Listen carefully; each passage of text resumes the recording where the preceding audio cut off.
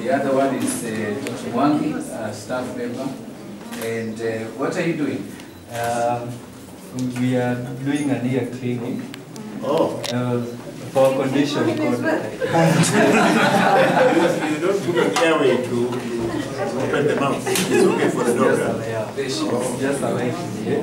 Oh. So we are doing an ear cleaning. Okay. Because sometimes dogs get ear infections. Okay. So to clear that up, we just anesthetize them lightly because it's very painful, and just wash for a few minutes. Yes. When a human being, the tongue falls back. Yes. And it becomes postmortem. In animals, it doesn't work. It does. Yeah, so for those that require, that need to sleep properly, then they will be reduced into anesthesia and they will go through to either side of the cervical. So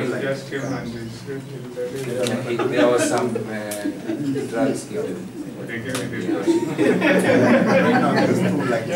It's too light. Okay. And the dog is so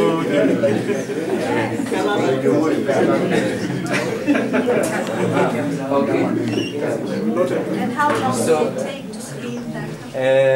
Approximately 10 to 15 minutes. Okay. Yes. And you put some liquid inside first? We put some washing chemicals. And again, it depends on the severity of infection. At times, we'll even have to do a surgery instead of doing the ear cleaning. Yeah, it depends on the severity. What kind of surgery? Do you use a microscope or? I'm assuming the bones in the ear. So,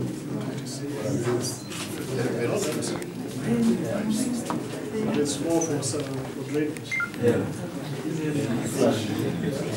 Okay, now we will exit through this side. Show you the reception. This way, please.